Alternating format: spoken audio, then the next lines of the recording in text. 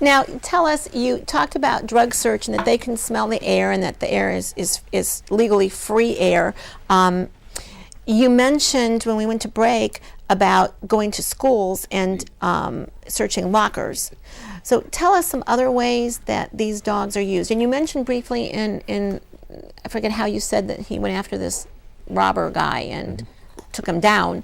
But tell us some other ways that these dogs are specifically used, would you please? Well, Steve, you can explain. They do search, tracking, and he can explain more of the training, but we've used them for several, searching for items. Okay, so search means what? Basically, we can search for articles, such as somebody dropped something they think when somebody ran or something. We could send them out there. What they're doing is they're finding the fresh human odor coming off that article. Well, now, is this like in the movies? You know, in the movies, they always show the dog a smell of, like, a piece of my clothing, and then they say, okay, go find her. Is that real, or is that just in the movies? We don't do it that way. I've heard it can be done, you know. We don't track that way in terms of searching.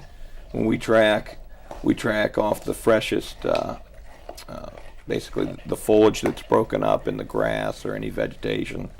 Then the skin rafts that fall off people is going over top of like a hard surface, things like that. We don't do, you know, a scent discrimination of, here, smell this shirt, okay, now track.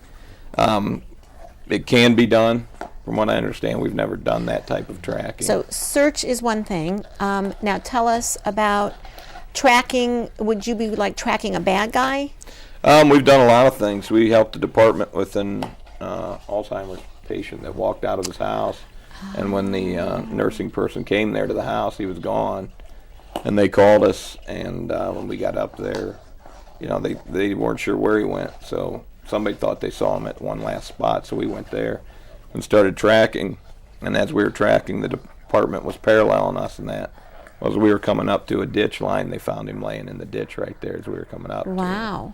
So, I mean, not always the bad guy. I mean, we had a 4-hour-old track where we tracked where a group of kids broke into a gas station and stole a bunch of stuff. And how we did it 4 hours later, I don't know, but tracked right to the house where all the stolen stuff was. But oh, my gosh. it's so amazing what they can do. They were surprised to see you, weren't they? Yeah.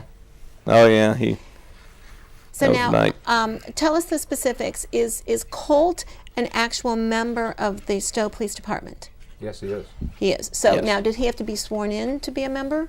We don't usually formally do that, but you can. You can do that. Okay, but he is actually a member. Yes, he is. Now, tell us if Colt would get hurt in some way in the line of duty, how would that affect the charges of the guy who was the perpetrator? We had one of our canines in Colga Falls hurt where a guy rammed the cruiser when they were trying to apprehend him, and our canine broke a tooth out and had it replaced with a stainless steel tooth. You can imagine what that looked like when he snarled. And we charged the guy with a felony for assaulting a police officer, and it went through court. Now, does Colt have a bulletproof vest? We still have the one from night when he was active, so we do still have that one currently. I think we got those back in 2001 or 2002.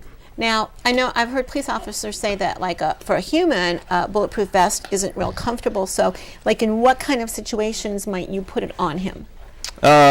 Basically, if you know there's a weapon out there, if you'd put him in that situation where you had to, it'd be more that type. Very hard for them to breathe in those and that for an extended period of time. So it's difficult for a dog also. Oh, yeah. Not as comfortable.